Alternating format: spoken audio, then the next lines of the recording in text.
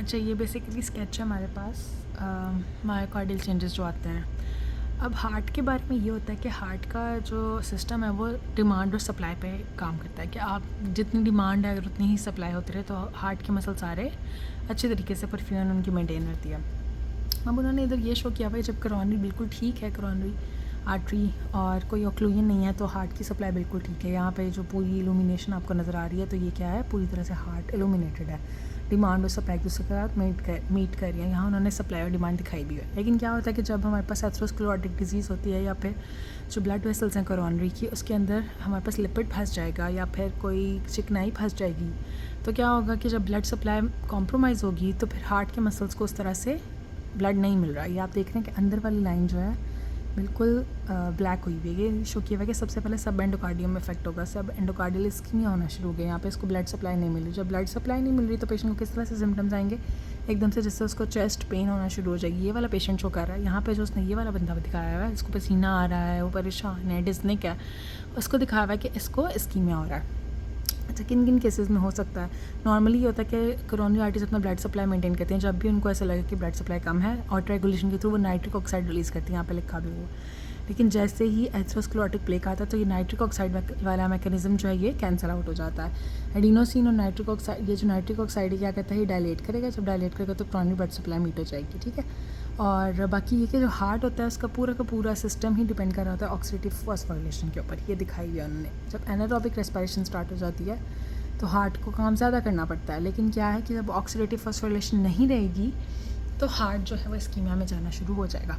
अब यहाँ पे उसने दिखाया जब भी आफ्टर लोड ज़्यादा होगा, हाइपरटेंशन है या फिर एओर्टिक, ये जो हाइट दिखाने की कोशिश की इन्होंने दिखाया है कि एओर्टिक स्टेनोसिस है। एओर्टिक स्टेनोसिस में भी क्या होगा कि लेफ्ट वेंट्रिकल को एओर्टा के ख़िलाफ़ बहुत ज़्यादा प्रेशर के साथ ब्लड भेजना पड़ेगा।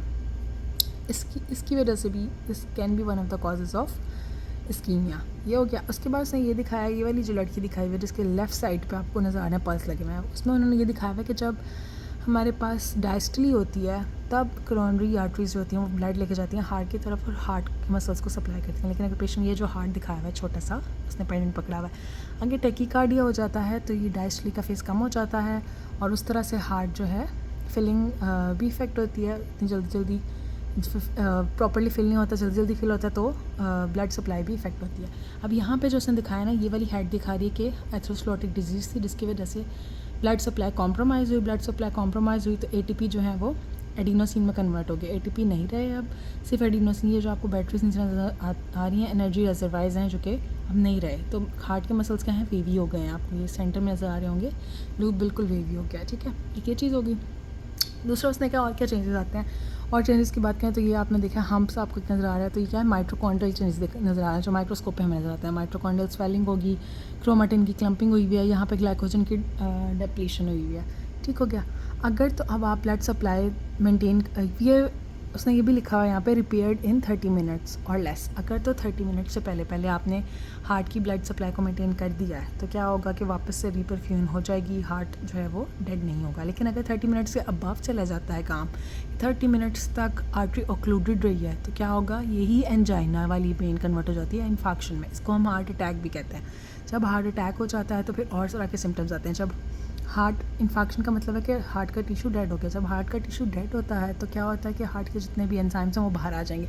यहाँ आपको ये टी नज़र आ रही होगी, स्टेक्स हैं जिनके ऊपर टी लिखा हुआ है, ट्रोपोनिन है, और यहाँ पे ये जो आपको ड्रम स्टिक्स नज़र आ रही हैं, सीकेएम भी शो करेंगे। दोनों एंजाइम्स एलिवेटेड हो जाते हैं, फिर इन्फेक्शन हो जाएगी। लेकिन अगर आप 30 मिनट से पहले इसको रिपेयर कर देते हो तो बहुत ज़्यादा चांसेस है कि हार्ट अपनी वापस उसी स्टेट में आ जाएगा जिसमें वो पहले था।